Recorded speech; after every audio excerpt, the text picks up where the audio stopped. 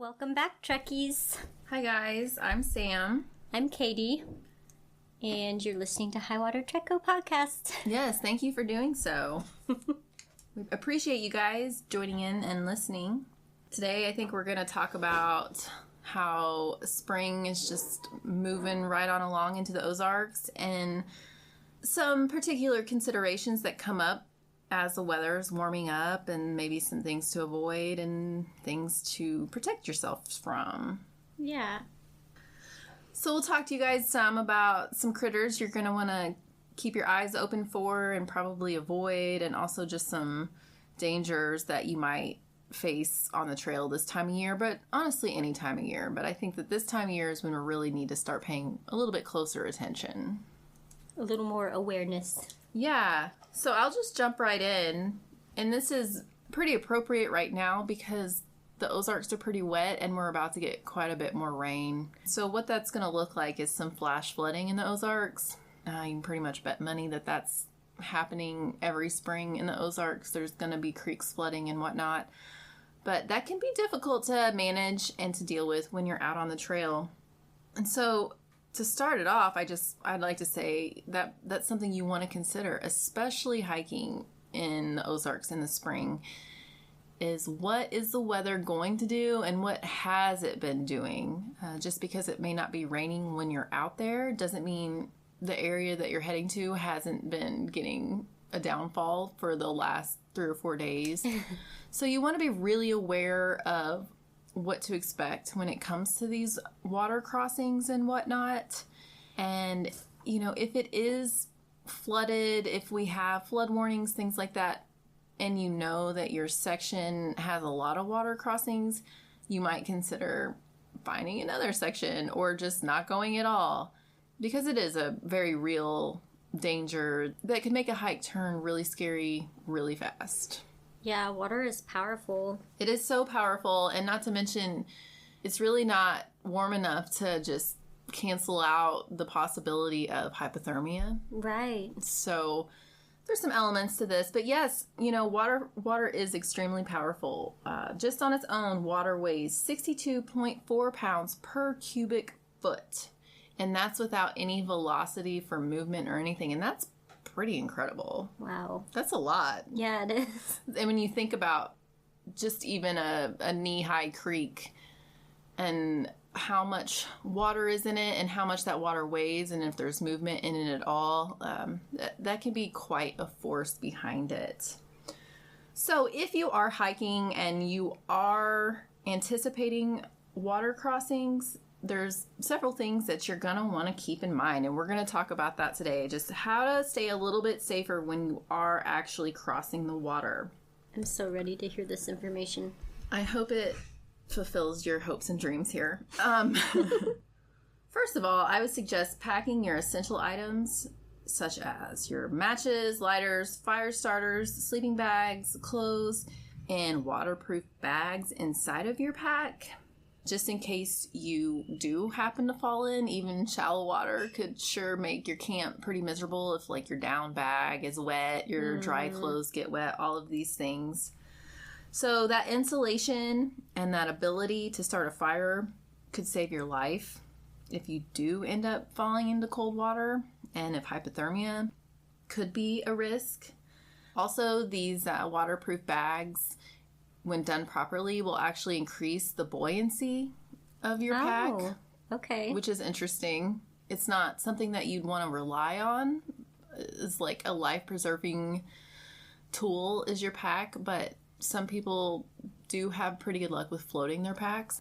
I've heard about that, and I know nothing about it. Yeah. Again, I wouldn't recommend just relying on that. But maybe something to keep in mind.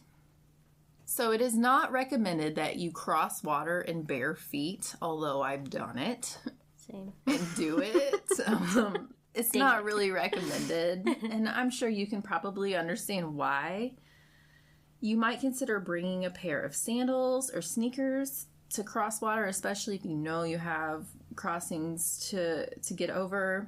Crossing barefoot technically decreases traction, exposes your feet to hazards, boulders, rocks, all these things, even lost fishing tackle, which that would be. Ooh, I can handle some rocks, but stepping on a fish hook would not be very fun. Even open-toed sandals obviously aren't going to protect your foot as much. Certain shoes can create drag when you're moving in the water, so that is something else you might want to take into consideration.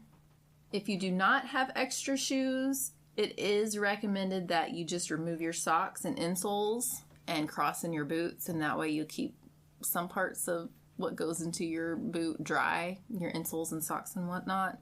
I think this is very personal and what you feel comfortable in, and probably where you're at and what the hazards possibly could be. Because as I said, I definitely cross barefoot, but I think that this is all pretty solid advice. I do have sandals that I use for crossing, but I can kind of see the open toe, like, creating the drag thing for sure. Yeah, definitely. And I think you have to know where you're at and what works best for you. You know, we've crossed some rivers that were quite still, and we knew they were going to be quite still, so that really wasn't an issue at that time. But if the water was up and flooded, you know, it could create more of an issue. So you want to be pretty aware of where you're going and what the possibilities with the water on that section are.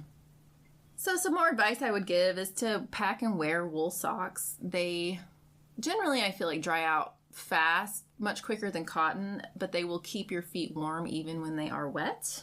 You might think about packing shorts to change into for the crossing.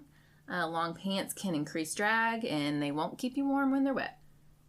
I would say always to bring your hiking poles or sturdy sticks, and you're going to want to use those when you cross. They're so helpful. If you read much from like the National Park Service, they always recommend to provide 3 points of contact at all times when you are crossing. What that's going to look like is either 2 poles in 1 foot or 2 feet in 1 pole, but you're going to want to have 3 points contacting the ground under the water at all times. And I've also read that it's recommended, and this, you know, maybe personal preference, but to go ahead and take your hands out of the straps. In case you were to fall, you don't want to get tangled up in it, or if your pole got tangled up into some strainers and whatnot, you wouldn't want to be accidentally hung on to it. Okay, that makes sense. If you know that you've got some really doozy of a crossing to make, you might consider bringing coiled rope or even a personal flotation device. I'd say that's up to you. I've also read that the rope methods, unless you really know what you're doing, can be more dangerous than helpful. Really? So I think it probably just depends on the person. I could see that it could get hectic trying to get a rope across. So you'll want to think about your crossing technique. And that's just pretty dependent on what the particular stream looks like. You definitely want to think about walking up and down the stream to find the best place to cross. I think I have this in my notes later, so I may repeat myself, but the marked trail may not be the best place to cross, so please feel free to look for a better place if it's not looking safe or you're not feeling comfortable. Also, I might just quickly say you might check with the rangers for current river conditions before you even go. That's a good idea. And have a backup plan of what are you going to do if you can't cross. I think it's probably always a good idea to have a backup plan. And never be afraid to turn around and just go home. Yeah. Turn around, don't drown. And something else I would say just for any hiker, whether you're crossing water or not, is to know and check for the signs of hypothermia. And if you're with a buddy, check on each other. Sometimes it's hard to recognize symptoms in yourself, and that's sometimes why people get into bad situations, is that they don't recognize that's what's happening. So you might take a buddy, and if you do, keep an eye on each other and know the signs and symptoms of hypothermia so nobody has to end up in a bad situation like that out in the woods. But it can easily happen. We talked about hypothermia on a previous episode. It doesn't have to be that cold to get hypothermia. No, moisture is the enemy. It is. And I like how whenever we did talk about that, you brought up the umbles, checking for the umbles. And even when I was hiking recently, there was some rain and some wind, and I was like, do I have the umbles? Good. I kept checking in with myself. I love that. I'm glad that that was useful. So it's like stumbles, bumbles, and there's another umble. But the idea is like slurred speech, poor coordination, poor dexterity, mental impairment. These are all signs of hypothermia. But please go back and check out our cold weather safety episode. We talk in much more depth about hypothermia on that one. But be aware. I think anybody that spends much time outdoors probably should be aware of those symptoms. So something else to think about is that currents can significantly rise just within a few hours of heavy rains, and that can quickly make a slow stream an impassable one. So is the water rising? That's something you're going to want to take note of, because it can literally happen when you're in the middle of a crossing and suddenly the river or the creek isn't the same. It doesn't look the same. It's not acting the same as it was even 5 or 10 minutes ago if there's been rain. This isn't an issue for us here, but glacial streams are often best crossed in the morning before they have been exposed to sun and they've got more melt runoff, which makes sense. Yeah. And again, not something we have to worry about, but a lot of hikers do. It is recommended to cross at a straight section. If you can imagine the bends of a river forming an S, the safest place to cross is going to be the straight section across the S between the bends. If you are to lose your footing in this type of area, the current is most likely going to carry you to the bank on the outside of the bend, which I thought that was really interesting. There's all this technique that I never really thought about, even though I spend quite a bit of time in water and around water. I'm going to draw an S right now because I need a visual. Yeah, so you just want to cross in the middle. Like right here. Mm-hmm. And it would carry you to... Okay, so like this outer... Yeah. Okay, I see it. Which makes sense if you think about how water flows. When it comes time to cross, select a route through the widest channels or where there are many channels instead of just one. So generally where it's widest, it's going to be less powerful, less pressure pushing the water down. It might even be more shallow, wider areas of the stream. And then when there's areas where there's multiple channels of water movement, that's just dispersing that force amongst many different channels. So that's going to be a decent bet as well, as opposed to one strong force. See, that's kind of a good tip, because I feel like maybe sometimes our instinct would be to pick like the narrower, like, oh, let's get across it faster. Right. And look at the wide one and be like, oh, that'll take way too long. Right. So that's kind of good to have in mind.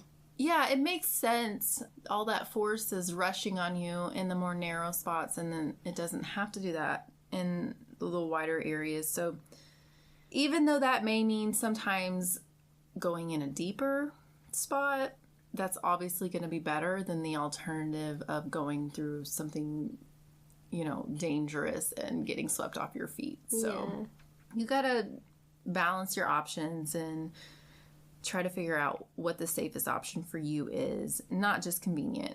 Right.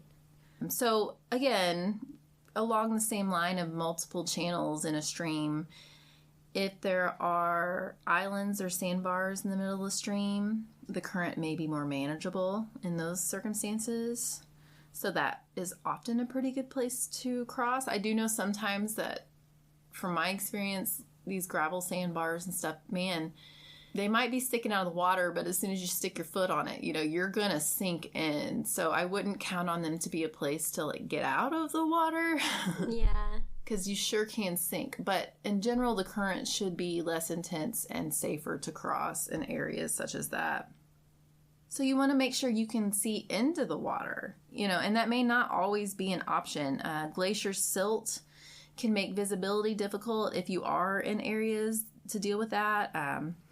I'm sure places with much muddier water. I mean, we're pretty lucky to have very clear water here. Not everybody has that. So you'll want to probably try to find a place where you can see the best that you can into the water and see what's on the bottom. This is an important one, and one, honestly, I haven't spent a lot of time thinking about, is to be super aware of hazards downstream. So what that's going to look like is trying not to cross right above a very swift moving or rapid area or a super rocky area with like little falls and whatnot. Or, and this is especially relevant, I think, on some of our rivers, is to not cross above strainers, which what strainers are like giant root wads and logs that get stuck. If you kayak or canoe much, that is probably something you're pretty aware of, is to avoid strainers. Same with crossing the river. You're not going to want to be above them. Even a fairly shallow stream, you could get into some pretty bad trouble if you happen to get stuck underwater in one of these streamers. And it does happen. One of these strainers. I'm sorry. And it does happen. I think every year we hear stories. Gosh, I hate that. Just the thought of that makes me cringe so hard. It could be so terrifying, and even super experienced floaters sometimes get hung up in these things. I've seen it happen. So we do have flash flooding in the Ozarks, but a lot of times the creeks drop pretty fast too. So waiting it out may not be a terrible option, especially if you're not on like a giant time crunch. Yeah, and I think we've learned at this point to try to not let ourselves be on a time crunch because it makes everything harder. But I could see where really being able to have the patience and not let yourself get in this like, well, I have to. Right. Because you never have to. You supposed to be really having fun out there. Right. And even if you are on a time crunch, nothing's worth your life. Yeah. You don't have to you don't have to put yourself at risk. So if you are at a crossing spot and you're trying to kind of assess the water's properties, some things you can do is toss a stick in upstream to get a feel for the water's speed. The swifter the water is, the shallower it needs to be to cross safely. A rule of thumb is if you cannot walk as fast as the stick you threw in is floating downstream, it is probably not a safe spot to cross. Oh. Which is interesting. That is interesting. If you can't keep up with that stick, then maybe don't give it a try.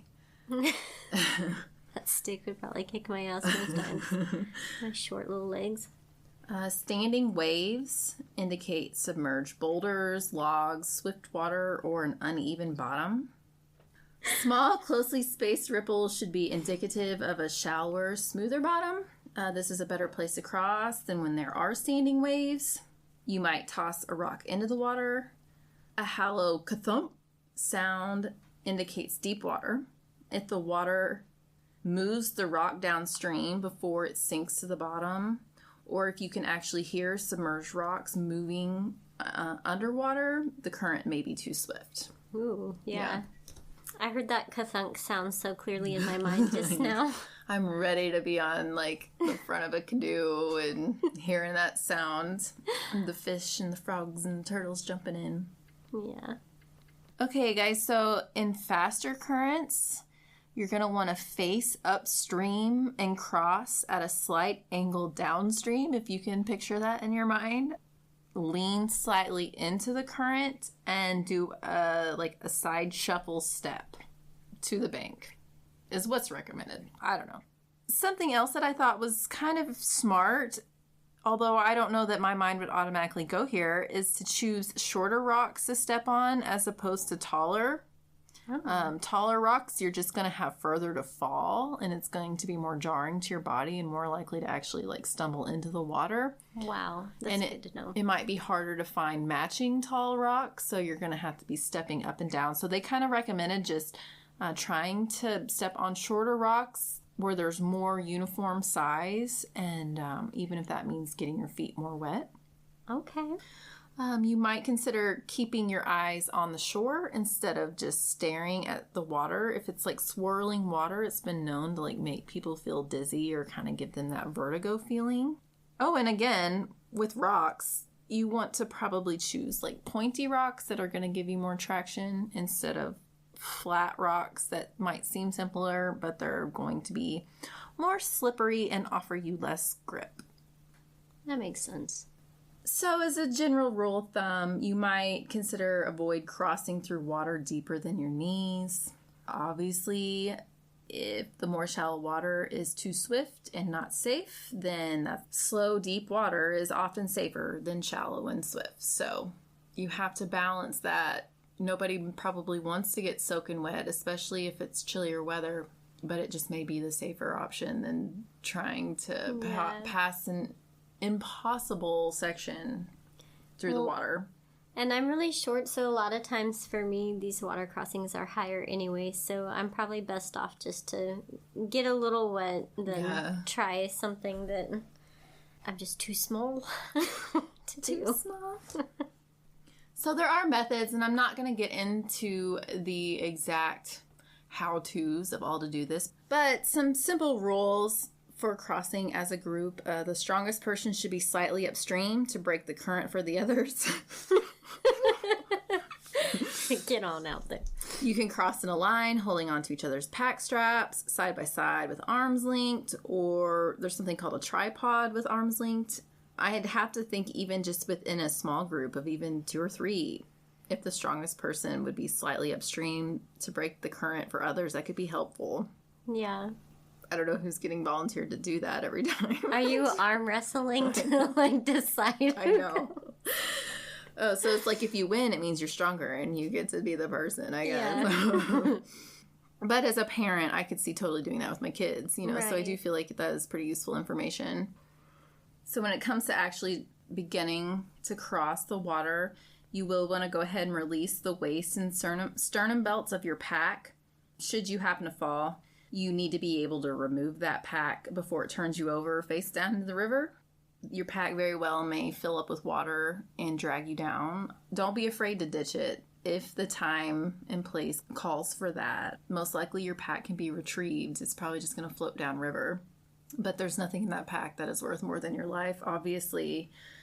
My snacks! Right, I know. It would be terrible, but if you do happen to fall in, get yourself belly up and point your feet downstream. That's going to help protect your head and your torso, and just try to get to shore as quickly as possible.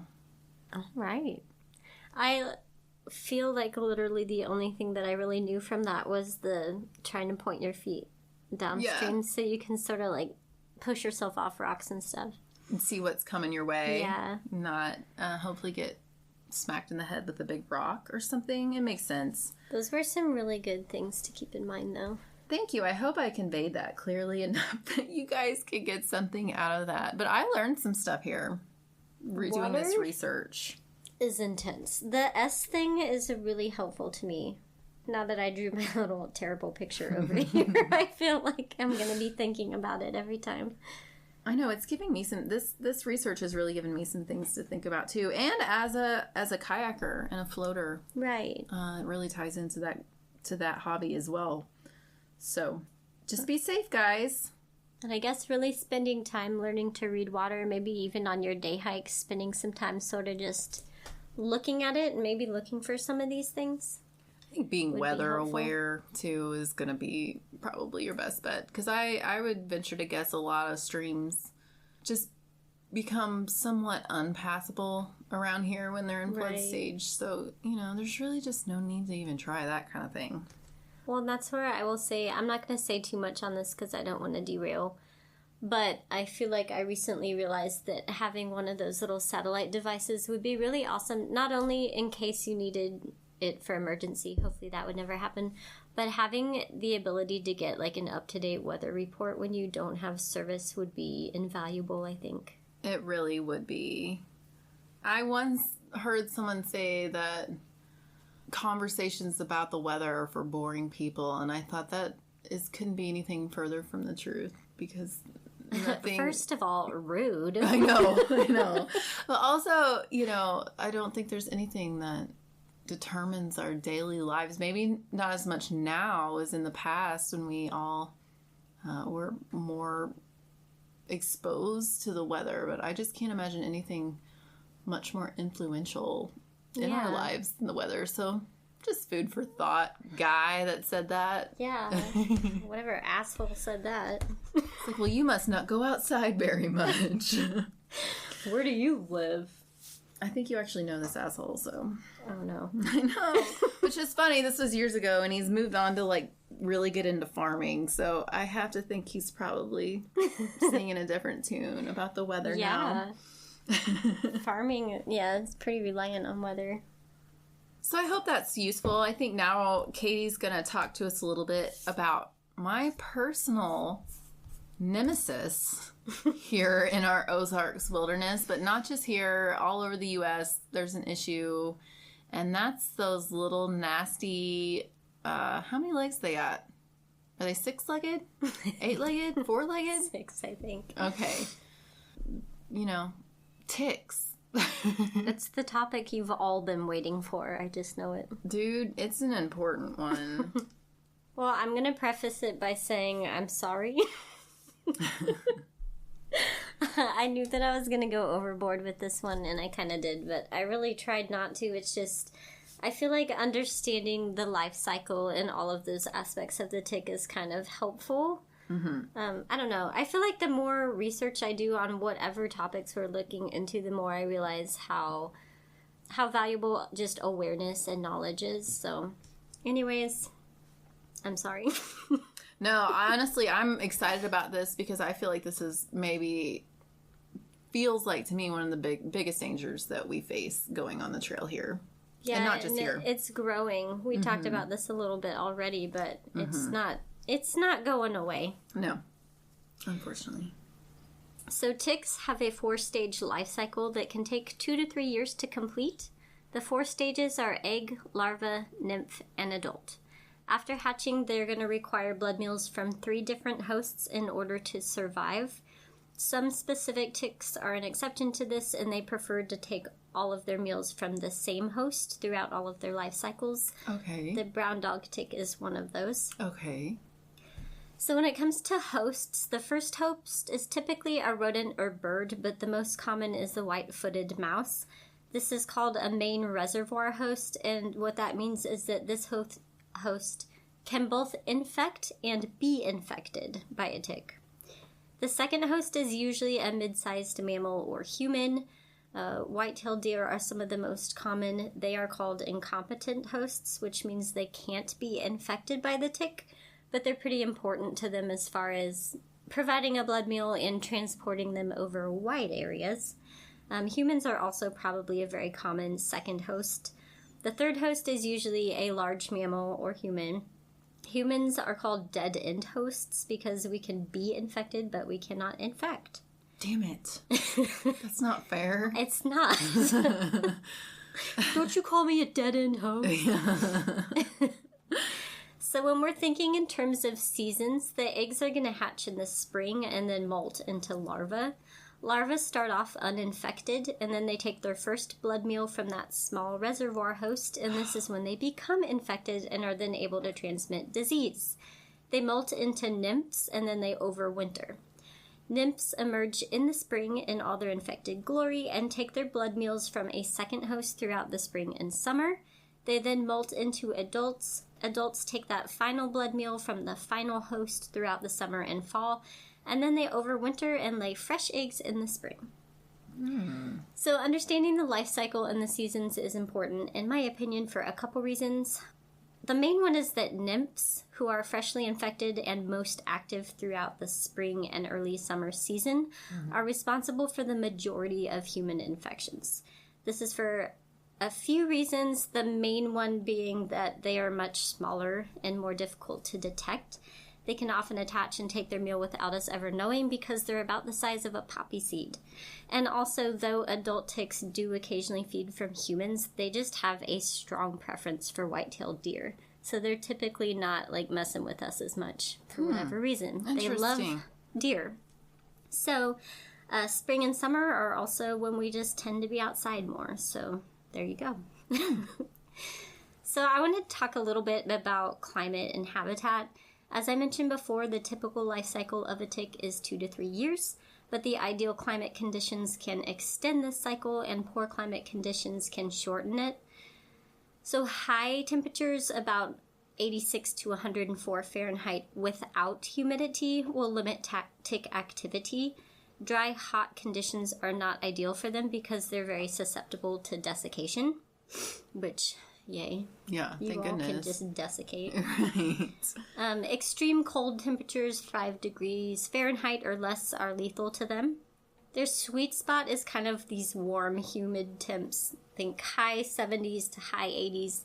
Lots of humidity. They like it moist, but they can do their thing pretty much from high 30s to high 80s. And again, they can deal with higher temperatures as long as humidity is present. So it's not like 86 degrees is a cutoff. Like, they just need moisture also. I could see that, though, because I have noticed when we have, like, dry end of summers, you don't see them that much then. That's interesting. They don't want to dry up, little turds. So the higher the temperature within that range during their developmental stages, the faster their development and life cycle will go. And then in regards to winter, the presence of snow is actually helpful to them because it insulates them. They usually are overwintering under leaf litter, so with a layer of snow on top of that, it just makes them warmer. Ugh. Right? So when we're talking about, like, Missouri and our Ozarks in particular, our climate and our habitat here is ideal and, frankly, just becoming better and better from ticks. There are new studies out of the University of Missouri showing that ticks are remaining active from March to November. And as we discussed, I think we both found ticks on us in February this year. So I think we're getting pretty close to them just not even having a season and being out all year long. Mm-hmm. I've been seeing articles about that. So the data on Missouri's climate from a few different sources, which I will link, has been showing a steady trend towards us having extended warm seasons, higher humidity, heavier precipitation, so we are nice and moist here. How many times have I said moist already? What is with that today? We're having milder winters. Ticks love all of the above. In addition to the weather, though, we have the ideal habitat, especially in our rural Ozark areas. We have abundant forests, and we have a very healthy population of preferred hosts, especially white-tailed deer. I think we all are pretty aware that the deer population has been a bit of a problem. We've had a decline in natural predators over the last couple hundred years, so there's a lot of factors, but they love those deer, so... They do. I have to tell you, there was a deer hit in front of our house, and it was shocking how covered in ticks it was. And I know not all of them are that bad. Yeah. But it was insane. And I've seen a lot of deer. I've seen a lot of deer that are deceased in my life, whether from hunting or on the side of the road or whatever. And it was shocking. It's weird when you can drive by and, like, from your car you can see these big engorged ticks on them. It's not always been that bad. Yeah. So, I'm going to talk a little bit about how ticks operate. Get ready. Okay. Great. They are creepy little buggers, man. So they find their hosts by sensing body heat, moisture, and vibrations, or even by detecting breath and body odor. So wonderful news for us stinky hikers out there panting our way up the hillsides. They do this thing called questing, which sounds hilarious and very Monty Python-esque, but it's not funny at all. They're actually able to identify well-worn paths, and then they pick grasses and shrubs along those paths to lie in wait. So they'll perch on the tips of these plants by holding on with their third and fourth pair of legs, and then they just stand there with their first pair of legs stretched up into the air, waiting to grab us. Ugh. Wait, how many legs do they have? Maybe I meant second and third pair of legs. Either way, they use their bottom legs to hang on, and they just, like, stand there, arms outstretched, waiting to grab us. What little mooches. Seriously. So whenever we or another suitable host walks by, they just climb aboard and get to work finding the ideal meal spot. And as a side note, every time I have to walk through, like, a field with tall grass, I picture that scene in, I think it's Lost World, where they're, like, walking through that field and the raptors just slowly start, like, picking them off, and suddenly it's, like, chaos and they're all running. I just imagine that, like, the ticks out there, like, the raptors hiding and waiting. Like armies of assassin ticks. That's what they feel like. All right, tick bites. So the process of feeding is how and when the ticks transfer pathogens to us. It varies by species and life cycles, but ticks can take anywhere from 10 minutes to 2 hours just preparing to feed, which is disgusting. That means they're just wandering around on your person, being very, very extra about where they want to bite. So unwelcome. They are. Once they've chosen their spot, they grab the skin and cut into the surface so they can insert their feeding tube, which sometimes has barbs that keep it in place. But also some ticks have a cement-like substance that they secrete, which helps them stay attached. They also secrete small amounts of saliva with anesthetic properties, which is why we sometimes don't notice them attached to us right away. Once they're attached, they hang out and feed for several days unless we find and detach them, which hopefully we do. I feel bad for the deer, like we were saying, that pretty much have to deal with these little gluttons just cleaning there until they fall off all engorged. So if the host animal has a bloodborne infection, the tick will ingest that along with the blood. Small amounts of saliva can also enter the skin of the host while it's feeding. If the tick contains a pathogen, it can be transmitted this way. So once they're done feeding, like I said, they just fall off and prepare to molt into the next life cycle, taking the pathogens along with them. So ticks have to be attached for 24 to 48 hours in order to transmit disease, but they seem to have this sweet spot of 36 hours. Okay. So that is why it's very important to be vigilant in your tick checks. Just check, and recheck, especially since you can't always feel them when they're actively feeding. You gotta use your eyeballs or someone else's eyeballs. So there's several different types of ticks. I really recommend that you look for more information and try to get comfortable with identifying the ticks that you have in your area. It can be really confusing, especially when they're little, like in their nymph stage, but not impossible. So I would definitely look into it, try to get familiar with it. It'll be really helpful to know what bit you if you do end up developing symptoms and have to go to the doctor. So Missouri is home to the American dog tick, the brown dog tick, the Lone Star tick, and the black-legged tick. I've heard rumors that we've also seen the Gulf Coast tick making its way here, but I'm not going to talk about them too much today. So of these, the Lone Star, the brown dog, and the American dog are the most common, and the Lone Star and American dog are the most problematic. They are the most common carriers of Lyme and Rocky Mountain spotted fever. Lone Stars carry ehrlichiosis and have now been shown to carry a newly discovered disease called bourbon virus, which sounds very fun, but I assure you is not. Bourbon virus. I know. Can we just give it a gross name? I know. It doesn't deserve that name. We do also have black-legged ticks. We don't have as many, but they are also the ones that transmit ehrlichiosis, so both them and the Lone Star. Between 2004 and 2016, Missouri was in the top 40% of states for tick-borne disease. That number's probably a little outdated. I imagine it may be higher now. There may be more data now. Because Missouri has been called a gap state when it comes to tick-borne disease knowledge and prevalence, we've just been notoriously overlooked over the years in some of the research, but I think that's changing now. Missouri physicians are well aware of the issue, and a dermatologist in Rolla called us the tick bite capital of the world, so... Oh, yay! Get that recognition. I'm so proud. I do feel that it's true. I don't like it, but I feel that it's true. I feel like it is, too. And it's also, fun fact, it's actually Missouri physicians that were the first to describe and diagnose southern tick-associated rash and illness. Go Missouri! All right, so Lyme disease is probably the one we're most familiar with. It affects 300,000 Americans every year per the CDC. It doesn't always come with symptoms, and early symptoms can take 3 to 10 weeks to show up. The symptoms can also come in 3 different stages of varying severity. Some of those won't show up until up to a year later. So this one's kind of one of those that's like a drawn-out thing, and some people may not show symptoms at all. Early symptoms are that classic erythema migrans rash, which can look like a big ring, but it's not always that shape, and also this rash isn't always present.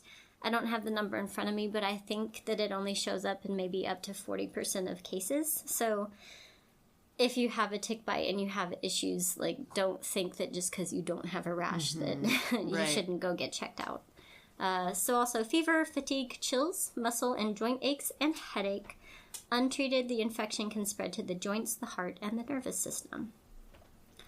Ehrlichiosis is actually more common in Missouri specifically. Missouri has the highest prevalence of this in the U.S. Research performed by Deborah Hudman in Adair County showed that 25% of ticks tested were carrying the bacteria that causes ehrlichiosis. I worked in a vet office for a couple years. Out of curiosity, I tracked the results of our heartworm and tick-borne disease tests, and about 46% of the dogs tested showed a positive for ehrlichiosis. So it's a huge problem in this area. It's very prevalent. When it comes to dogs, just because they show a positive, it doesn't mean they'll necessarily get sick with it, but it does show that they have been exposed and have the antibodies to it. So the symptoms for this begin showing 1 to 2 weeks after being bit. Early signs are very similar to Lyme. You've got the fever, the chills, the headaches, muscle aches, and a rash in 1 of 3 cases. You can also have nausea, vomiting, diarrhea, loss of appetite, confusion. So lots of fun. Left untreated, ehrlichiosis can lead to severe illness, which in the late stages can include damage to the brain or the nervous system in the way of inflammation of the brain and surrounding tissue. It can cause respiratory failure, uncontrolled bleeding, organ failure, and in very serious cases, death. Yikes. So ehrlichiosis is no joke. So I have had ehrlichiosis, and I had no idea that I had a tick illness, and it was terrible. I felt horrible. I didn't get nearly as sick as some people do with it and some of the other illnesses, but it was terrible, and it still scares me. And I feel like ehrlichiosis, if I've read correctly, hasn't even been identified that long. Like, it's a fairly new illness, like just within the last couple decades.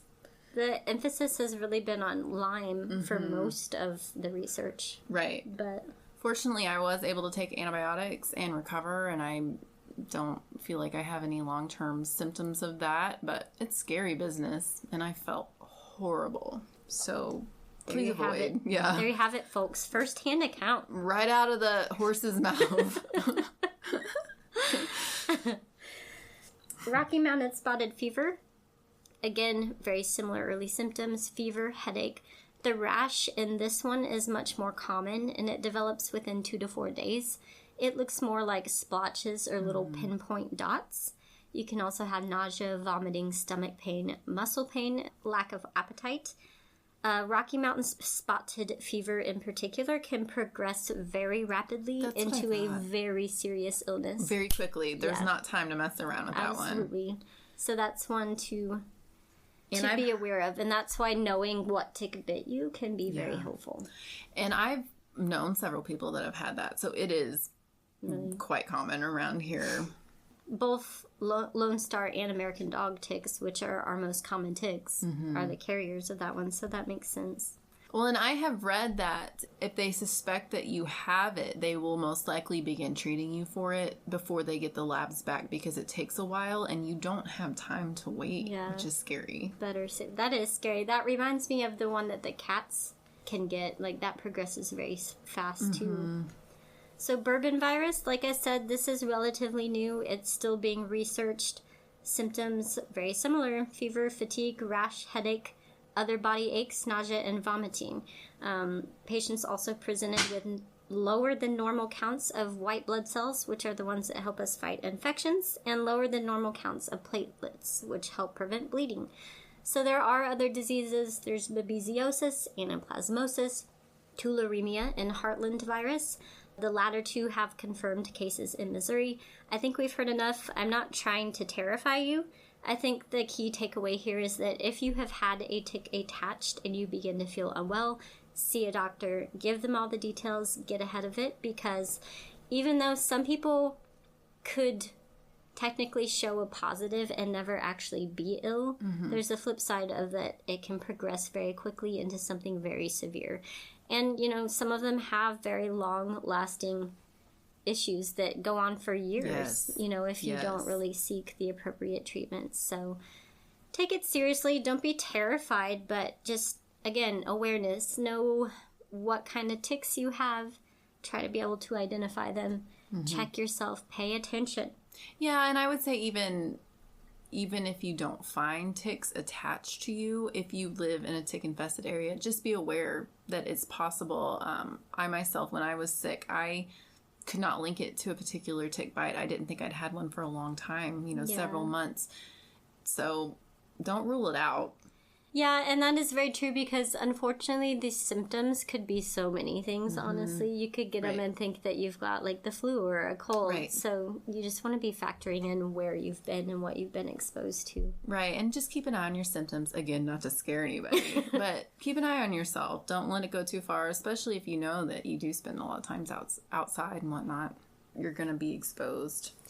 So on the practical side, ticks are unavoidable in the Ozarks, but here are some tips and tricks. Wear long pants. Treat your hiking and backpacking clothes or gear with permethrin. I've personally had really good luck with this product. Find something to use on your skin when needed. I use picaridin. It's a synthetic replica of a natural solution derived from piperine and pepper plants. That makes me feel mildly better about using it on my skin than DEET. I don't know why. But if you need to use DEET, I'm not knocking it. Lots of people do. And at a certain point, it's either put something on your skin or deal with a tick-borne illness. So if you got to pick your poison. It's sad that that's the shape of things, but it is. I know. If you have pets, don't forget about their treatment. They will bring ticks to you. The prescription medications that you get from your veterinarian are by far the best and safest products out there. Please do your research. If you are not able to get those and you need to go with an over-counter method, a lot of the sprays and the collars can have severe side effects and have. So do your research on those. Check your pets. Pull those suckers off. Keep an eye out, because I do know sometimes they might still occasionally get one even treated. So pay attention. Well, and they still have to bite and get that product in their system for it to work. So it's worth checking your pet and pulling them off anyway, because they don't enjoy having the bite, regardless of whether the tick was killed before it could transmit disease. Right. It's still unpleasant. So some people like the trick of duct taping their pant legs around their shoes and then doing like a sticky side out piece to catch them as they try to crawl up your ankles. Which, side note, ticks do spend the majority of their life cycle on the ground, so you do often get them coming like from the ground up your legs. So I personally haven't done this, but I probably would if I had. I don't know. Permethrin has worked really well. It really has. But carrying tape or a lint roller is maybe a good idea anyway. If you get into a patch of the tiny, tiny ticks, they can be an absolute bear to try to get off of you, so tape is very helpful. The waistband of your pants can be another area where they tend to hang out, so you can find them there. Again, awareness is helpful. Knowing that spring and summer are the active season, knowing that they love leaf litter, brushy areas, and tall grasses, you've been forewarned. If you are out hiking, try to stick to established trails. Try to avoid brushing up against tall grass or brush. If you have to scamper off for a tactical wee? You may want to check yourself really well afterwards. A couple other things, wearing light-colored clothes can help you spot ticks easier. Again, be vigilant in your tick checks. The nymphs can be tiny. And also just know that they love the tender skin, thinner skin, so they like areas like around your ears, in your armpits, behind your knees. Other areas, I won't mention them. The unmentionables. We know. Yeah. If you know, you know. So if they do get attached, you want to remove them as soon as you find them. Tweezers makes it easier to get the whole head out. Immediately wash and disinfect the area. I like to use rubbing alcohol, and when I'm out backpacking, I tend to have like those little alcohol prep pads with me, so those are really useful to carry. If you think the head is still in there, you may have heard of the tricks of putting petroleum jelly or oil on it, or touching the body of the tick with something hot. You may have heard it said that will make them back out. Those have been debunked. Don't do that. So basically you need to actually just use tweezers or a needle to gently open a larger area of skin and then remove the tick head and disinfect. So not very pleasant, but the best way to do it is just open the skin up and make sure you get it all out. No wonder my kids, especially my little one, like, she just freaks out when she has a tick. She doesn't want us to take it off, you know? Yeah. It's like, it's a little traumatic it's going through all unpleasant. that. Yeah. And it can hurt pulling those little boogers off. Well, and reading about them secreting that cement stuff, I'm like, that makes sense because some of them are just stuck in so much more than others. So disturbing to have to pull those, and they just don't let go. I know. So gross. So there you have it, ticks, the Velociraptors of the Ozarks. I like that. I feel like that is a pretty accurate metaphor for them. Like, they may be tiny, but they might kill us all. We hope not, but...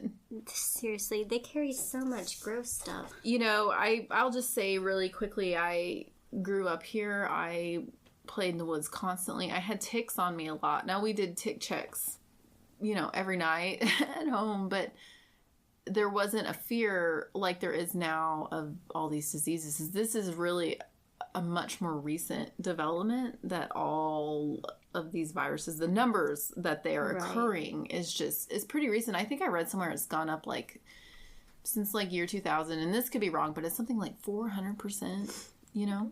It's crazy. It's not hard for me to believe. And, you know, again, like the deer population just booming has played a huge role in our area. Yes, so true. Well, shall we move on to let's get to one of our other favorite critters in the Ozarks? So I feel like I have those phantom ones on me. I'm like, do I have a tick? I know. So I'm going to talk to you guys a little bit about snakes. Yay! Are they only called serpents in like biblical? Can we call them serpents? I don't know. I kind of want to. It sounds more intense. I like snakes, though. I don't want to get tangled up into a snake. Katie has a little bit more experience with that than I do. But I do like snakes. I do, too. Mm-hmm. So, as you may or may not know, right now, snakes are waking up in the Ozarks. They're emerging from their winter dormancy. Most snakes breed in the spring, but not all. Some in the fall. Well, there's a lot of variety of snakes in Missouri, and I'm not going to go over all of them, but I am going to particularly talk about the venomous snakes. All venomous snakes native to Missouri in this area are members of the pit viper family. Pit vipers have a characteristic pit located between their eye and nostril on each side of their head. They also have a pair of well-developed fangs. The pupils of venomous snakes are elliptical, often appearing as vertical slits within the iris. Our venomous species here all have a single row of scales along the underside of their tail. If that's a identification method that you're willing to try, is looking at the bum holes of snakes. Yeah, I think I'll just try to see what shape their pupils are. Or just like skirt right on out of there, you know, whether it's venomous or not. I don't want to disturb them either way. Yeah. So most harmless snakes have round pupils and a double row of scales on their butts, basically. Like I got a double roll. Yes. A triangle-shaped head doesn't necessarily mean it's a dangerous snake, although most of our venomous snakes do indeed have a triangle-shaped head. Several harmless species exist in the area. Water snakes, garter snakes, hognose snakes can and often do flatten their heads, which can make them appear triangular, but that doesn't necessarily mean that they are a pit viper. Missouri's venomous snakes include the copperhead, the cottonmouth, the western pygmy rattlesnake, the Massasauga rattlesnake, and the timber rattlesnake. The western diamondback rattlesnake and coral snake are not found here in Missouri. And the very most common venomous species in Missouri is one that Katie is the most familiar with as the copperhead. I thought this was super fascinating. About half of our Missouri snakes lay eggs, and the other half give birth to completely developed young. For some reason, I kind of figured they all laid eggs. That is so interesting because Cody and I were just talking about this the other day. I was like convinced that they laid eggs, and then he's like, no, they have live young, and then I was like, wait a minute. I know. I thought they all, you know, like they both sounded right to me. You hear about snakes having like an egg tooth in the egg, which they like break out of the egg, and some snakes do that. Yes. Most of our venomous snakes give birth to live snakes, Okay. including copperheads, moccasins, and rattlesnakes, all give birth to fully developed young. And see, once I hear that, I'm like, okay, yes. They just wriggle right out of there. So creepy. As they grow, snakes shed their outer skins 3 to 5 times a year, more frequently than I would have guessed. Yeah. All snakes can swim. The internal organs of snakes are elongated, which allows them to fit into their tube-like bodies, which makes sense, but just interesting. Most species have an elongated right lung and no left lung, but I guess some species might vary on what and which lungs they have and how many. That's interesting. Yeah, I thought so too. So I'm gonna, first of all, just ask you guys, please don't kill snakes. It's technically illegal to do so in Missouri. They are protected species. Now, there are exceptions to that, such as if they are like in or next to your home or really exposed to people, or shall I say people are really highly exposed to them. You know, that's going to be a different circumstances, but they are protected, so you can't just go out in the woods and start killing snakes that you come across when you're hiking. Snakes are super important to our ecosystem. We may not love them, but they are part of the life cycle. Snakes kill rodents and other pests. All snakes are carnivores, and they also serve as a food source for a lot of other animals, such as hawks, herons, skunks, owls, etc. Well, and I was just going to say, with them taking care of some of the rodents, that also has an impact on the tick population, because that's their first host. Absolutely. That is a great point. So we love our snakes, actually. Some snakes eat other snakes. For example, our non-venomous king snake, they're actually immune to snake venom, which I thought was really fascinating. I didn't know exactly. Sweet. I knew they killed venomous snakes. I've seen that, but I didn't know they were actually immune to the venom. It's just interesting to me. I know. So they will kill and consume other snakes if given the chance. Some myths that you hear about snakes, that copperheads smell like cucumbers all the time. They actually only emit this particular odor when they're feeling threatened. Okay. So they're not just out there smelling like cukes all the time. If you smell that, they're probably like ready to get pissed off, honestly. Okay. Well, that makes it kind of more helpful information. Yeah. Not all sorts of snakes that can rattle are also venomous. We have rat snakes and king snakes that will rattle their tail when threatened, but they're not venomous. It's often thought that baby snakes are more venomous than adult snakes, and that's not true. It's the same. There's no difference. Okay. And I thought this was pretty cool also, is that snake venom is used in a variety of different medications and research. I love that. I know. Very cool. I'm going to have to read more about that. So let's talk a little bit about snake bites. Katy has experienced this firsthand, and I think we've talked about that on an episode before. Some snake bites are what they call dry bites, and so that is when a venomous snake may bite you but doesn't automatically inject venom into your body.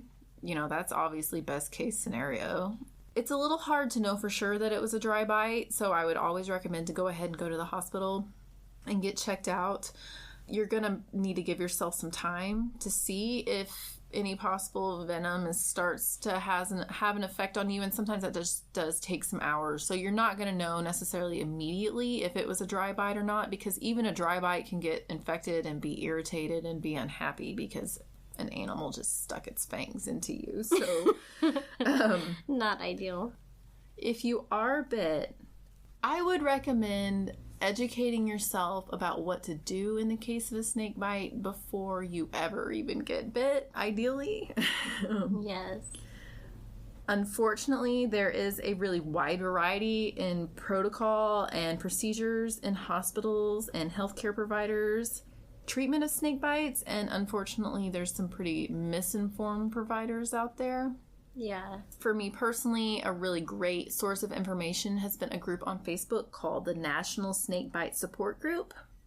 It is run by professional toxicologists and doctors that have studied snake bites at great lengths, and they really provide incredible information about what to do in circumstances, a variety of snake bites. I totally encourage you to get on there and check it out, unless you like really don't like gory looking snake bites. Get ready for the photos. I personally am like, oh, I know.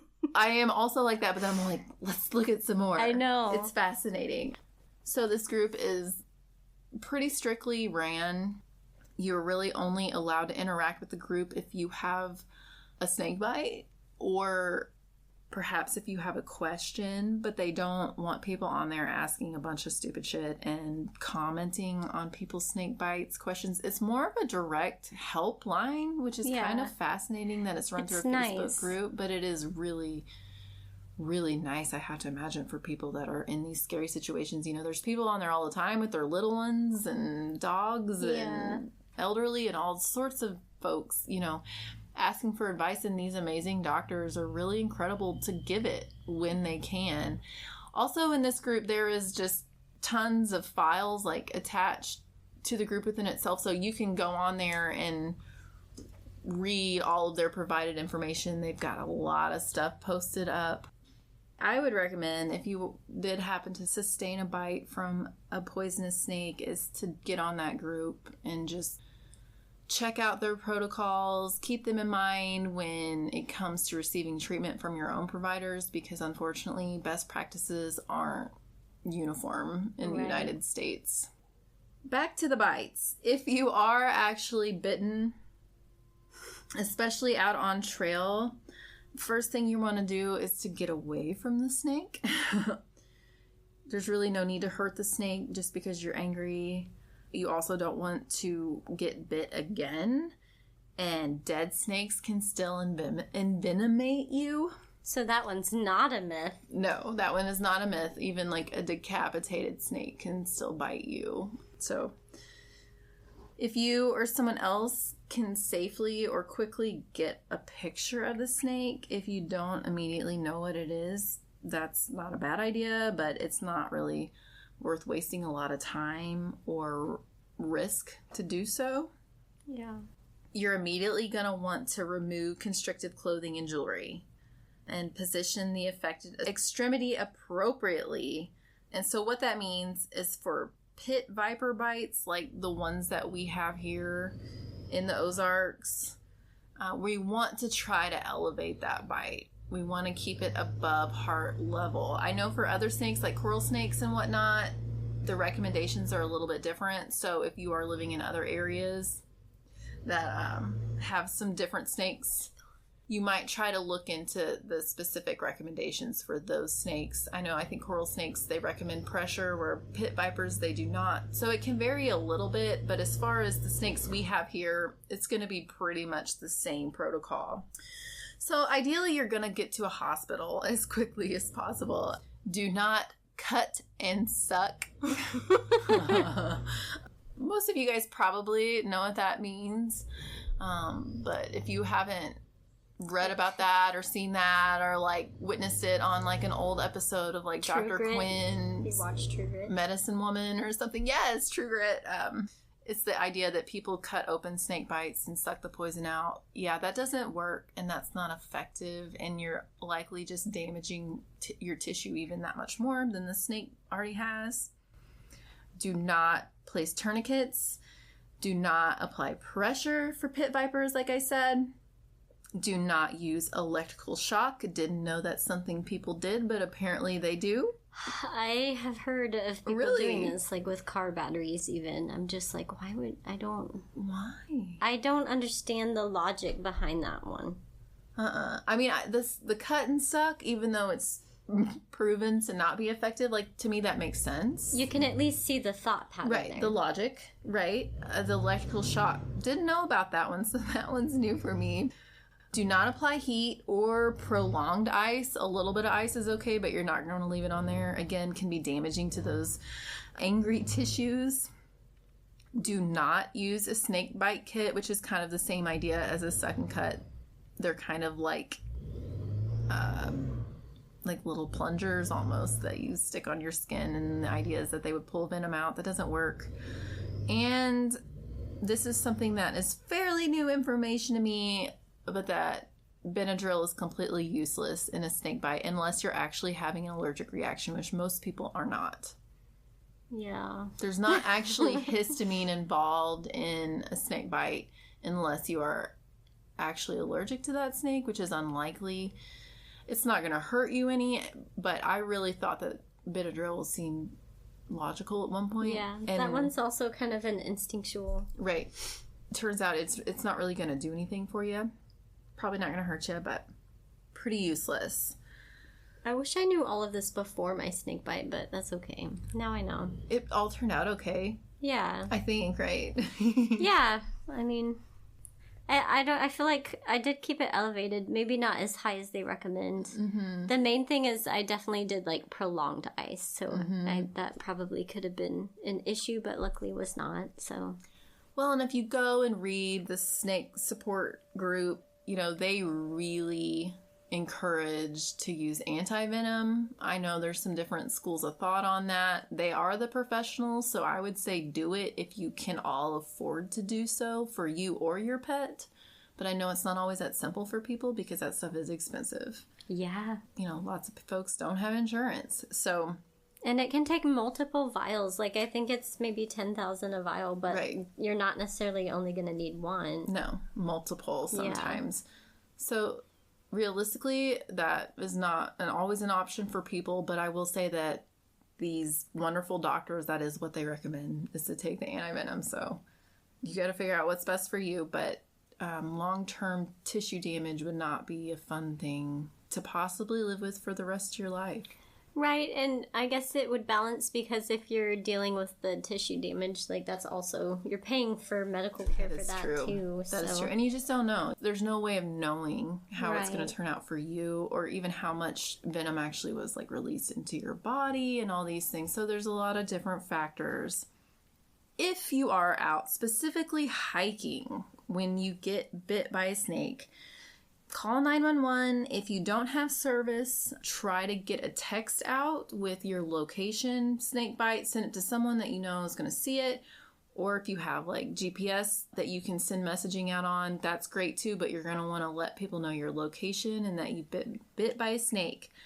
If you're able to, you're going to want to move towards your car or the closest exit if your car is maybe days away from you. Yeah. You're going to want to try to elevate the bite if possible. It's kind of hard to do if you are bit on the leg and you're also trying to walk out. But people do it. I mean, people have been bit by snakes and continue to walk for miles and miles and miles. So for some folks in particular circumstances, they were able to walk themselves out. So don't assume that you're not going to be able to. You might be able to. Hopefully. In the circumstances where you maybe cannot continue, like a rattlesnake bite, you're probably not going to be able to continue. It's going to take you out pretty quickly. It's going to put you on the ground. That's the one I'm scared of. Yeah, within 15 or 20 minutes. So they say if you are bit by what you believe is a rattlesnake, you're probably just going to want to immediately get a message out and then sit down. Lie down where you can be easily found. Try to lay something bright out so that you're easily spotted. So if you don't have bright clothing on, if you can get to something like a jacket or something, you might just put it on top of yourself. Here's the good stuff. Now, oh, yay. If this is a situation you find yourself in, you need to lie down in the recovery position. So what that's going to look like is on your side with your leg bent to support your position there. Your arms bent to prevent you from rolling over in case you start seizing.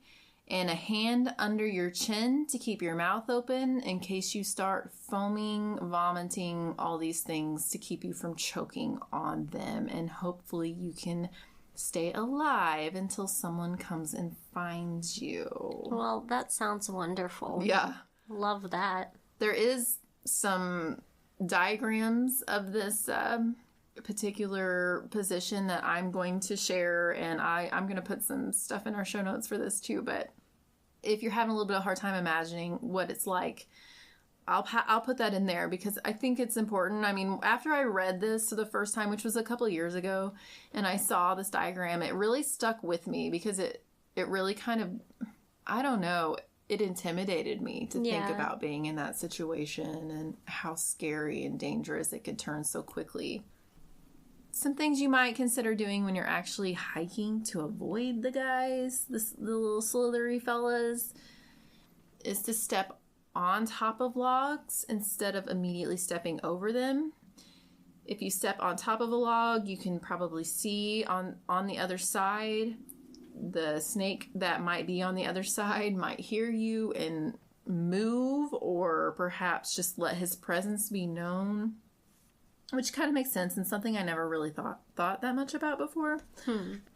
It's just trying to keep in a little bit closer eye when you can't see where you're stepping.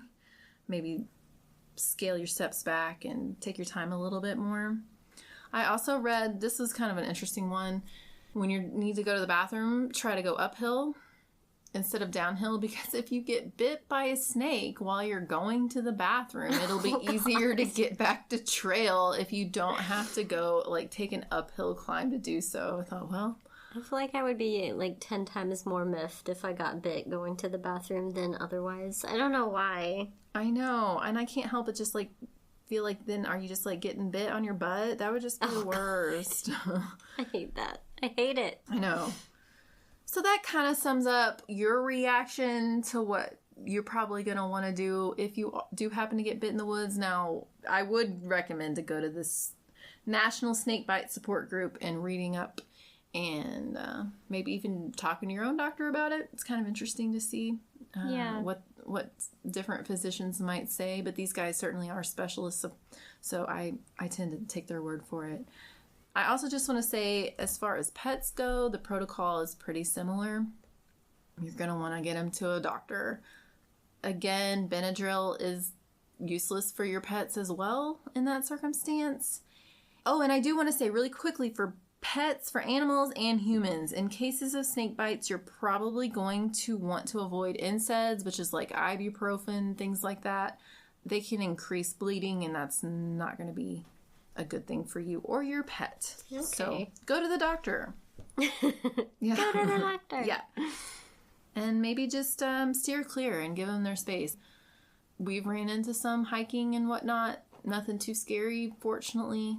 I really do enjoy the little guys, but for me, that means staying away from them too. Right.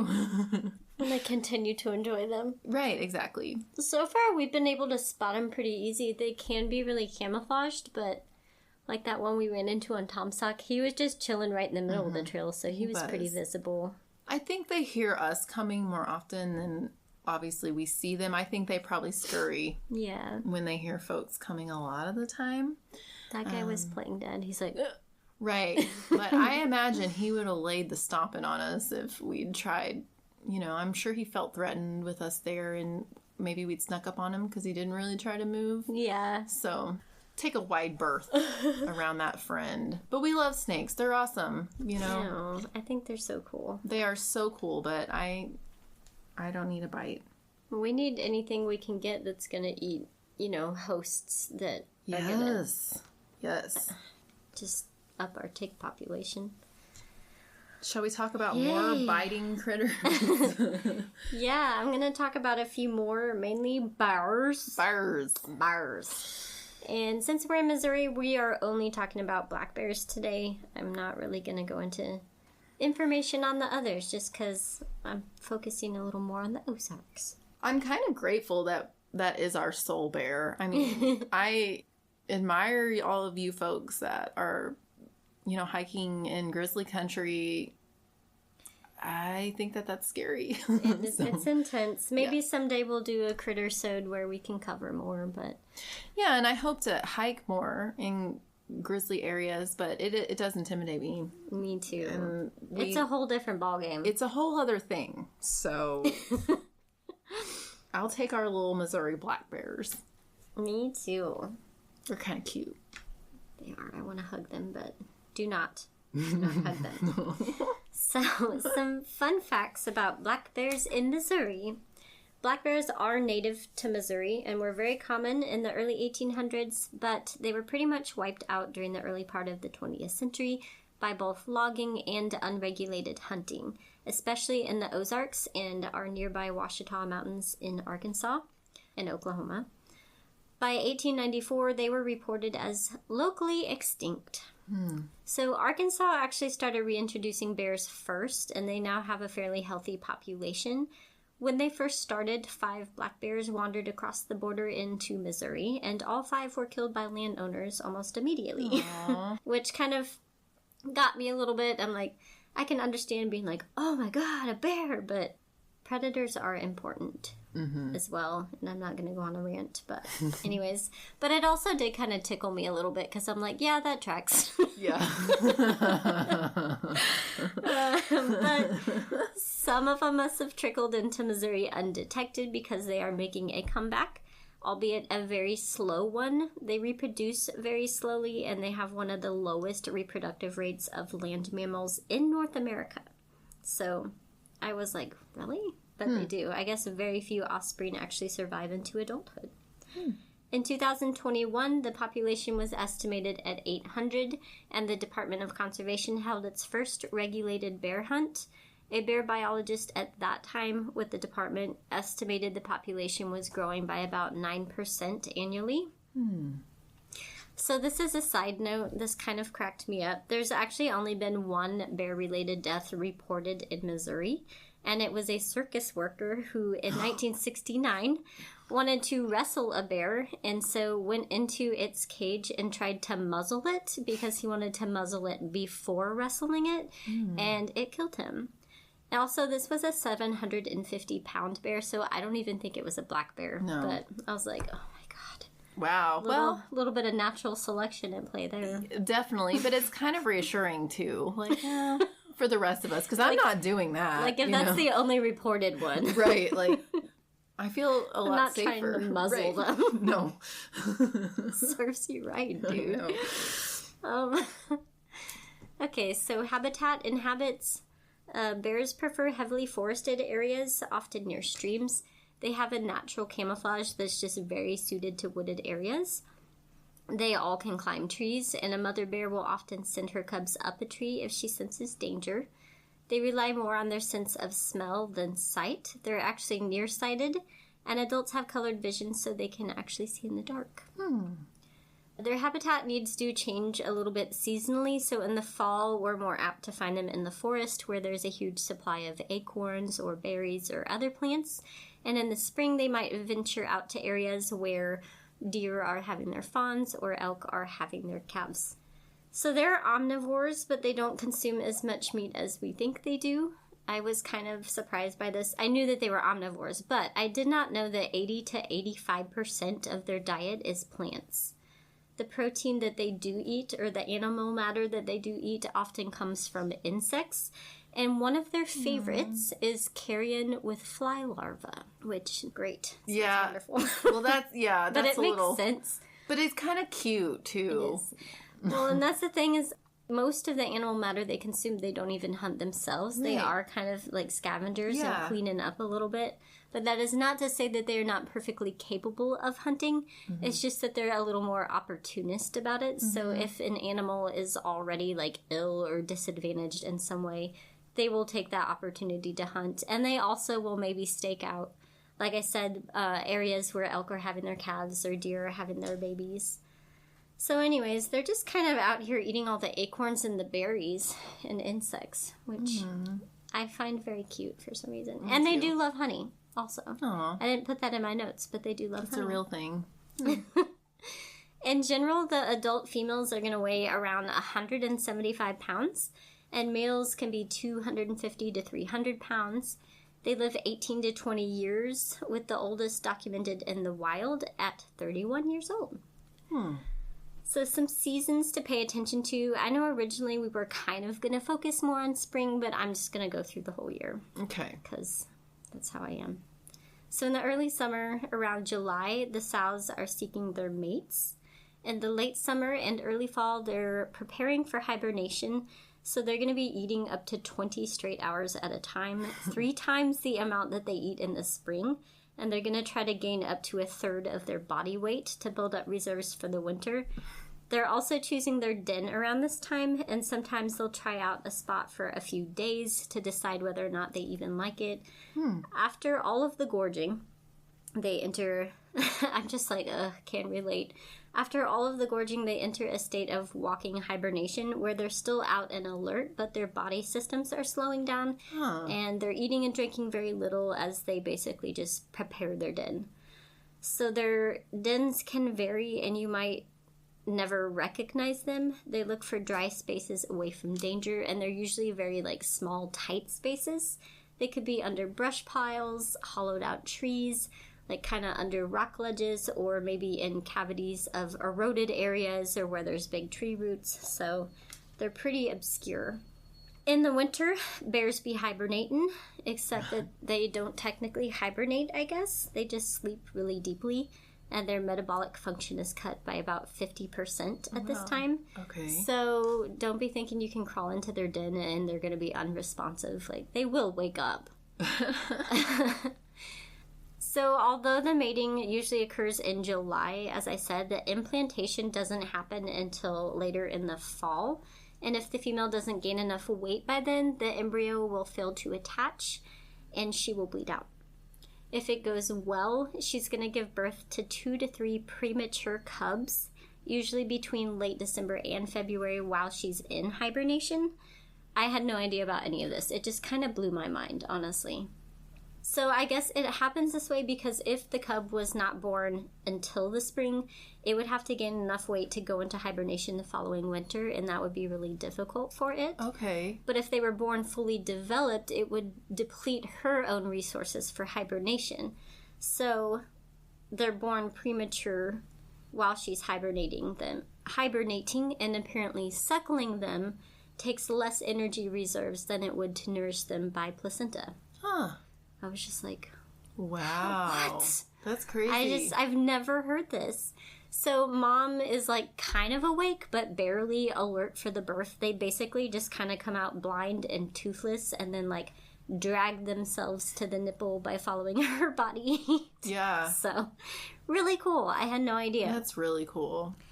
In the spring, as you can imagine, bears are leaving the dens. Mama bears will have their cubs in tow. They tend to fast for an extra couple weeks, and then they'll start consuming mostly a plant diet of all this wonderful, fresh vegetable life you have coming up in the spring.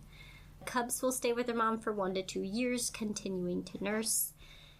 And then rolling back into fall, this is a time of year when moms might lead their young on treks to other areas that have better food sources to help them fatten up for the winter. So cubs are particularly vulnerable during this time, and mom may be exceptionally aggressive towards threats. I think we all know in general not to mess with a mama bear. Mm-hmm. And it's not to say she's not also going to be aggressive in the spring, but this is a very vulnerable time for them when they're like crossing to another area. Okay. So cubs are responsible for gaining enough weight to hibernate. They're not going to take anything from mom except for body heat. They're going to hibernate with their mom as yearlings, sometimes even into a second year as long as she hasn't become pregnant again. But the young males will only hibernate with her as a yearling, and after that they're on their own. And as an important side note, young males are also known to be very curious and can often be very aggressive. When they're like a year and a half, it's kind of a part of them learning how to like stake out their territory and survive. Okay. So those are ones that we need to also be on the lookout for. Okay. So bear safety in the Ozarks, because our population is still kind of working on getting its footing, the sightings are very rare, and we definitely don't have the issue of them being habituated to us like areas like the Appalachian Trail and all of that do. So I think it's important that we work to keep it this way. Yeah. I don't know, it's great to maybe not have to worry about it as much, but it doesn't mean we maybe shouldn't still be aware. Mm-hmm. And I think it's, the same way in the Ouachitas. When I went there recently, I was kind of trying to figure out how to deal with that and talk to a couple people, and it's sort of the same there. Mm-hmm. They also have regular bear hunts, so in their area bears are scared of people and also dogs. So that kind of helps with the whole like they don't want to be around us thing. Black bears will usually run from you on their own. If they do not, you want to stand your ground initially. Make yourself look bigger So you can raise your arms or wave them. Make noise in a calm voice. You can yell or maybe use an item that you have to make noise, but you don't want to scream or make really high-pitched noises because you don't want to just make yourself sound like prey. They may stand up to survey. Them standing on 2 feet in and of itself is not an aggressive act. They're just kind of trying to assess the situation a little bit. They may do a bluff charge and turn away. Do not run or turn your back on them. If they're, like stomping or snorting, right, they're basically just telling, like, they don't want to fight, but they're telling you, like, you're too close, I feel threatened. Right. And that would be really scary, but you just need to kind of stand there. I know. I've read that before, like, if a bear is charging you, like, stand firm. Right. It's like, oh, man, that would be hard, but... I will say, as far as eye contact... I read it to 100% different. Like, one said, make direct eye contact, and the other one was like, do not make direct eye contact. So take that for what it's worth. I have no idea. I feel like I wouldn't want to look directly at it. Mm-hmm. I don't want to stare directly at an aggressive dog even. Right. So I don't know. Really conflicting info on the eye contact. Yeah, try to be brave, folks. Stare it down. Don't climb trees. They can climb too. Once the bear has kind of stopped moving, doing what it's doing, you just want to back away slowly to give yourself more distance. Again, don't turn your back on them. Make sure you leave them an escape route. Don't get in a situation where you're sort of like cutting them off from getting away and they feel cornered. Leave them or let them leave on their own. Don't chase them. I really feel like that shouldn't have to be said, but here we are. Bear attacks in general are extremely rare. I think they're even more rare with black bears. Mm-hmm. But a mother with cubs, or as I said, a young, overly curious male could be the ones that pose the most problems. Your best course of action is just awareness and avoidance. If you do encounter an aggressive bear, you should probably report it to conservation. This is also a side note. It comes back to you hear different information for dealing with different bears, and it can be confusing. When it comes to black bears, if there is one that's wanting to engage with you, you don't play dead with them. You fight back. So okay. Okay, good to know. Noted. You fight back very aggressively. Noted. And you try to like concentrate your hitting or kicking or whatever on their like face and muzzle. Also, if a bear ever attacks you in your tent, I don't want to terrify you, but like this is exceptionally rare. It's just not something that happens. But if it does, it's a dangerous situation because they're viewing you as prey and they're hungry. There's some sort of weird extenuating circumstance. So that's a situation where no matter what kind of bear it is, you need to fight back as aggressively as you can with whatever you have. Again, extremely rare. Will probably never happen, but no. I just kind of threw it out there. Right. When it comes to precautions, I'm not going to go into carrying firearms today. Some people do, some people don't. I do not, and it's not necessarily something that I'm going to encourage, especially for bears. Mm-hmm. Some people carry bear spray, which is very helpful in deterring them if they are coming after you. Bear spray and human pepper spray are not the same thing, so make sure that you have the right kind and make sure you know how to use it. Bear bells. I see very mixed reviews. I feel like the general consensus seems to be that they're useless. I think that if you're aware of the habitat and the habits, you can just kind of know that if you're in an area where it's possible they're going to be, just make noise. You don't need to be slinking through the woods in stealth mode. Just be a little noisy. And also you can be aware that they're most active during dawn and dusk, so maybe you talk a little more. Or if you're hiking solo, I know we talked on trail etiquette about not having music or noise, but if I were solo hiking around dusk, for example, maybe I would want to play a podcast or something just to put that noise out. Keep your food and scented items secure. Again, here in the Ozarks, we don't really have the strict regulations in place that other areas do. We do know that they're around, so we should act accordingly. I think this is going to look different for everyone here depending where on the Ozarks that you're hiking. But our good rule of thumbs are to keep a clean camp, haul out all of your trash, don't leave leftover food behind. Even if you're just like car camping and you're trying to like bury or burn your food, we just don't want to get in the habit of doing that, of leaving things behind that they could find and then like recognize that scent in the future. Right. I read that their smelling capabilities are superior to bloodhounds, so I don't know. I've read that before too. Yeah. Like, they can't see that well, but they can But they smell can you. smell. Yeah. Yeah, we don't want them to get used to us, our food, our smells.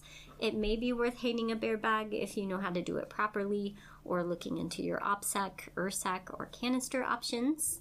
I have kind of mixed feelings. I'll say I've been pretty lax in the Ozarks thus far. I've never seen any signs of bears myself. I've never seen a bear myself. It's probably going to be a good idea for me to get in the practice. So far, I feel like until I maybe see them sighted more frequently, I'll probably just try to play it by ear, I guess. I don't know. Probably the best thing we can do is just cleaning up after ourselves so they don't become a problem in camping areas, period. Because I don't think they're probably a black bear is probably not going to go for your food or attack you unless it just gets seasoned to do so. Right. You know? So I don't think it's that much of an issue. That's not that there's not other critters that can't get into your packs. But, raccoons. yeah, mice, all those things. So... You know, a bear canister could probably prove useful for keeping other critters out of your food, too. I might look into an URSAC or whatever the tough ones are. At some point. There's so many opinions, though. And people are like, oh, URSACs are useless, you know, and it's like, The main thing is, like, which one is raccoon-proof? Because that's my worry here in the Ozarks. Absolutely. Like, if they can grab it and haul it off in the woods, they're gonna. Yes. And that's why, for the most part, I haven't really fiddled with bear hangs here, because I would rather have my food near me than out there where I know a coon is going to find and get into it with his little freaking hands. It is so true. It is so true. I think we've experienced that, so... Anyways, that's mostly what I had on black bears. I wanted to bring up just a couple other things.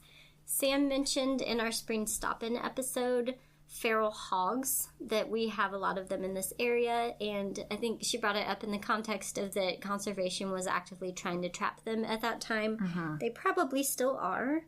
I will say I was terrified of feral hogs for the longest time. I think anyone who watched Old Yeller was probably traumatized by that movie and scared of them. I feel like I kind of got over that, and then I read a little bit about them, and now I'm kind of scared of them again. Not maybe to the same extent, but... They can be potentially dangerous to humans.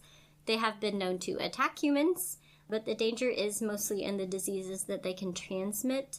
So swine brucellosis and pseudorabies have both been documented here and can affect both us and our dogs. Another strong argument for leashing or making sure that you have a very well-trained dog.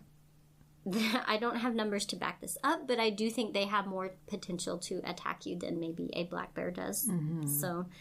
They are active in daylight during the fall, winter, and spring, mostly during early morning and late afternoon. They kind of take a break in midday. Later in the summer, they become more nocturnal to avoid the heat.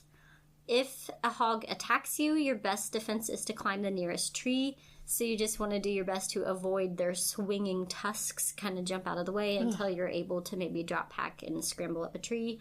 I hate that. I hate everything about that. But there you go. As a side note...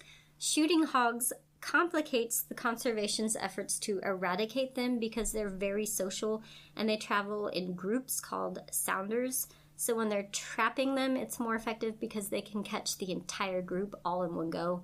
Whereas if you shoot one, they just scatter and then they go reproduce, and they are like one of the fastest reproducing things. So picking off one or two here and there doesn't really make that big of a difference in the overall effort. Yeah. So I thought that was interesting. If you see damage you suspect was caused by hogs, you need to report it to conservation. It's pretty easy to spot. Like, it'll straight up look like something has tilled the ground. Like, they go pretty deep. You might also see wallow areas or rub spots on trees that are a little bit lower to the ground. Just wanted to mention them. I've only ever seen one myself personally, but I have seen a lot of signs of them out and about. Lots of signs. And just reading other people's experiences on our Ozark Trail here in Missouri, a fair amount of hog sightings. I've never heard of anyone getting hurt. Not to say it couldn't and won't happen, but not generally.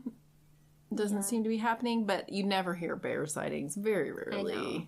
And I'm not out here saying they're, like, attacking people right and left all willy-nilly, No. but it is an awareness to have. You want to stay away from them. Ugh, God. Yeah. I feel like I'm reliving the trauma of Old Yeller all over again. My son and I actually just read that book, and it was... I mean, it's like, of course we know how it's going to end, but it was still super sad. I hate it. Yeah, it was upsetting. So a couple other things. We obviously have a lot of coyotes. They're not necessarily a hazard to us. I just wanted to mention that in the spring, you're probably going to see them out during the day more. Sometimes this scares people and they immediately assume that they have rabies, but it's just because they have up to 6 pups that they're trying to keep fed, so they're trying to hunt pretty continuously. Fun side note, I heard them referred to as song dogs, which I love that. I like coyotes. I don't mind them at all. And I also heard this interesting thing that if you ever notice one following you, again, you might assume it has rabies or something is wrong with it. It's actually called escorting, and it means that you've gone too close to their den, and they're essentially trying to, like, see you out. They're like, excuse me. So they'll just kind of follow you to make sure you're safely out of the area. And I was like, well, that's kind of cute. They're kind of like a bouncer. Like an usher or something. Again, a lot of people hate them. A lot of people hunt them. I'm not really going to comment on that. I will say, however, when they do that noise sometimes at night, it's like a roll call. And so I read once that if they do that roll call and someone has been killed, it will, like, stimulate reproduction because they want to replace their numbers. Wow. Which is so funny because it's kind of like the more that you hunt, the more you're stimulating them to breed. Wow. And that's fascinating. Blows my mind, and I kind of love it because I feel like it's a big old middle finger from nature sometimes. I know. Like, I mean, I understand people with cattle and stuff if they've got absolutely getting in their calves and stuff, but most folks, that's not the issue. And I don't even hear that much about coyotes messing with herds. Hardly at all. More when I was younger. And I will say again, like, it goes back to the tick population relying on the deer population. And our deer population is abundant because we tend to eradicate predators. I mean, we do it to wolves. We don't like predators, I guess. We just always tend to, but those things are important to keep the ecosystem in balance. I'm never going to fault someone for trying to hunt and protect the livestock that they're responsible for or their family or whatever. I'm not anti-hunting. Of course I'm just saying that there's a balance. So, I know there's people who just hunt for fun, and that I can't really endorse. I think that's gross, but... I mean, the coyotes really aren't hurting anyone. The deer, I get a little bit more because we just have so darn many of them, although I just can't imagine that is that fun, just to kill, not to eat. Just to kill, but... Well, I mean, it's easy pickings around here. It's not like it's any challenge to shoot a deer in this area, so they don't impress us much. It's good eating. Yes. Hunted for food. Yes. Oh, and also, you can hunt and donate the meat to Missouri food banks. There's lots of processors that will do that. Most of them will. Just saying. And see, that's a great option because we do, like, around here, our deer population is really needing to be cut back a little bit. But you can only, like, store and eat so much meat yourself. So that's a really great option. I called back a few years ago to find out. And a lot of them, if you were willing to donate the whole deer, they would just cover all costs for it. So that's awesome. I know. Pretty incredible. Speaking on deer, I'm just going to real quickly... I don't know why my notes do this all the time, but I will just reiterate the leave wildlife wild. Deer are going to have babies in the spring. They leave them for hours at a time while they're off eating. Baby deer have no scent and the perfect camouflage. If you see one unattended, it's fine. Leave it be. Baby birds leave nests. The fledglings can look like they're in distress on the ground, but it's part of the learning process. Leave them alone. Mom is usually watching. Baby possums should always be with their mom, so if you see one on its own, it's probably old enough to be alone. You can tell if it's 8 inches or longer, not including the tail, it's old enough, it's fine. If it's smaller than that, something has happened, so you could take it to a licensed rescue or rehab facility. If an animal is in obvious distress, you should always contact a licensed rescue or rehab facility. Rescuing on your own is ill-advised for a lot of reasons that I won't go into. Find a rehab or a rescue. And then I just wanted to talk about protecting your pets a little bit. We spoke about leashing. I want to encourage you to make sure you're also protecting your pets from illness. We talked about ticks, so find a good medication for flea and tick protection. Do regular tick checks on your dogs, and don't forget about your cats. Bobcat fever is around this area. It's extremely quick moving and usually very deadly. It's possible for it to be treated successfully, but it has to be caught really fast. Heartworm prevention, it only takes one mosquito bite. I know the cost can add up every month, but treatment is more costly than prevention. And also, I will say treatment is very painful. I had a dog who had to go through heartworm prevention, and I wish that, I had been, or not heartworm prevention, but the treatment, it's worse on them to go through that than to just pick up that stuff and do it every month or get the shot that lasts 6 months. You might consider vaccinating against leptospirosis. This is carried by a lot of wildlife here in the Ozarks. They pass it through their urine. Dogs are most commonly infected by drinking from contaminated water, but they can get it if they've got maybe irritated skin on their paws or a cut somewhere. They can just get it from coming in contact with grass or soil. Okay. So that's one to consider. It's pretty easily treatable, but again, it's sort of prevention versus treatment. Right. Wild animals do carry distemper, but dogs typically get it from each other. It's not really something they get from wild animals as much, but it's one to keep in mind. There is a vaccine for that. And then rabies is, to me, a non-negotiable protection. It is required by law, and I 100% agree with that. I don't want to fearmonger. Again, every skunk or bat that you see does not have rabies. It's just not true. The numbers are lower than we think they are, but vaccines are kind of a good reason for that. Right, they are. And it is here sometimes. Yes, it exists. We've had confirmed cases. Didn't we have one in West Plains not too long ago? Oh, yeah. Yeah. And it's one of the few diseases that truly, well and truly terrifies me. Me too. It is terrible. It's tragic. We can get it, of course. The treatment's for terrible. a human is terrible if they think you've contracted it. Right. If there's any thought that you might have been exposed, it's a whole sequence of shots. So please vaccinate your pets against rabies if they're going to be out with you. But even if not, it's one of the ones that legally you need to do. Take it seriously. It's a terrible disease.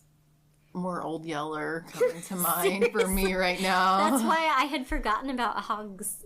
Looked back into it, I'm like, oh, that's what it was. As sad as that book is, it probably serves as a pro-rabies vaccine propaganda method in a way, because it is so terrifying, and reading or seeing that as a kid, it's so heartbreaking, and you do get such a grasp of how dangerous that is. And even now, it's not the olden days anymore, but it's still just as dangerous. It's not like we've made advances in preventing and treating that. And it's a smart one too. It does all kinds of weird things within the body, makes them afraid of water, so they can't all of it. It's so crazy when you read about it.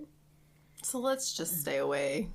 Yeah, and like I said, I don't want to fearmonger, because a lot less animals carry it than we think do. And like I said, there's certain circumstances where animals that typically you would only see at nighttime may be out during the day. It doesn't automatically mean that they have rabies. Right. But if you see an animal that has very obvious neurological issues, that's bobbing and weaving, can't really walk appropriately, maybe is foaming at the mouth, you can kind of tell the difference between an animal that's just kind of out doing its thing and one that literally cannot walk appropriately because its brain is not working. And you do need to report those, I will say. Or I should say. Now, is it true that rabies can only be diagnosed in an animal post-mortem examination? So that's what I thought. There's some places they've gotten rid of it entirely. I think Australia is one. And so that's why some places have very intense laws about things. But it's hey, if you've eliminated rabies from your entire area, it's that's nothing pretty to awesome. fool around with. I wonder where it came from. We should do a rabies episode. We should do a disease. I feel like we're almost turning this one into like, is this still a backpacking podcast? I think so. I mean, trying to stay on track. Anyways, guys, we're not trying to freak you out, but this is fascinating. I love researching and talking about this stuff, so I'm game to talk about infectious diseases and whatnot. I would love to talk. Well, and that's the thing. I felt like I went overboard with ticks, but I still could have gone because there's so much fascinating information, even on like the bacteria itself, and like how it operates and stuff. So I thought you might have even gone further because you kind of warned me. So I think you did a great job. Thank you. I tried to dial it back because I was really getting excited. I was like, Katie, there's so much, that could be said, too. There's a lot of science out there, and they're studying more, and I hope they continue to study more because, unfortunately, these tick diseases are hard on these rural areas. They really are, but not just rural areas, frankly. It's happening in the suburbs, too, so. It is. Awareness is important for everybody, and I feel like there's kind of a theme here of just, like, the balance of nature and how when you love nature and activities like backpacking or hiking, you're trying to become a part of this overall cycle and system rather than like be separate from it. And you're not really going out there to try to alter it to suit your means. And that's why I think awareness of these different things, like yes, there are risks, but knowing what kind of climate they love or what kind of habitat they love and what their habits are from season to season. Like, you can work with that instead of against it, and it does lower the risk. I don't know. For me, it's just, like, kind of this nice, like, become a part of it. If nature's important to you, try to find a way to fit into that cycle rather than just stomp out there and be, like, wanting to kill every snake you see because you're scared of snake bites or... Yeah, that's like, maybe you just shouldn't go in nature then, like, if that's how you're feeling. I totally agree. I think all these things, and not just the critters, like the water crossings too, really a lot of what this all comes down to is that prior proper preparation that we're so fond of going on about. But again, that's a lot of what we're talking about here, is just being informed and prepared. Knowledge is power. It's a saying for a reason. It is. Take that power and run with it. Thank you for tuning in. I'm going to link a few of the studies from the ticks. The one that Deborah Hudman did is really fascinating. She's like a senior researcher at a university, which I think is actually in Kansas. I'm not sure, but she did this whole study in conjunction with Missouri Department of Conservation, where they were like encouraging people to catch ticks and send them in the mail. Yeah, so that's a fun one. I don't know if they're still doing it. They might be, but I'll link her research. I think they got plenty of ticks. I think I saw where they were like, we can't take any more ticks. I wonder how many they got. I don't know, but I can imagine. I'll link her article and some of the others that you might find helpful so you can check into it. Maybe we'll plop up a tick identification chart somewhere. Yeah, I want to throw out some pictures of some snakes and such too, so keep your eyes open. And I think by the time this airs, we will have begun our spring challenge, so I hope everyone is enjoying that. Yes. And keep going. Don't give up. Join in if you haven't yet. It's never too late. You can start anytime. Yeah, and we just so appreciate you guys, and we hope you enjoyed listening today, and come back and listen again. I enjoyed today. Me too.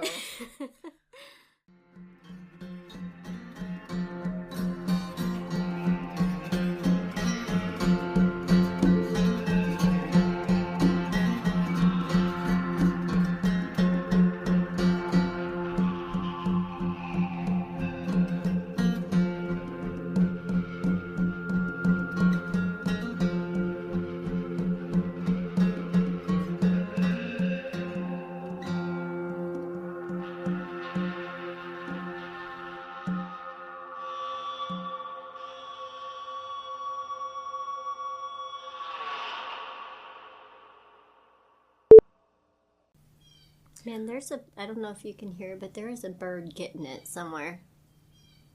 Yes, he is. Sorry. Have you been training pet crows? I have not. Maybe I should. I've been reading things about this, that it's possible. You just have to give them pet food. I don't know if I want to go down that road. I know. I might regret it. You might. That is true. Okay, I'm gonna start that one sentence over. Dick. Dickative. I've personally had really good luck with this product. Product.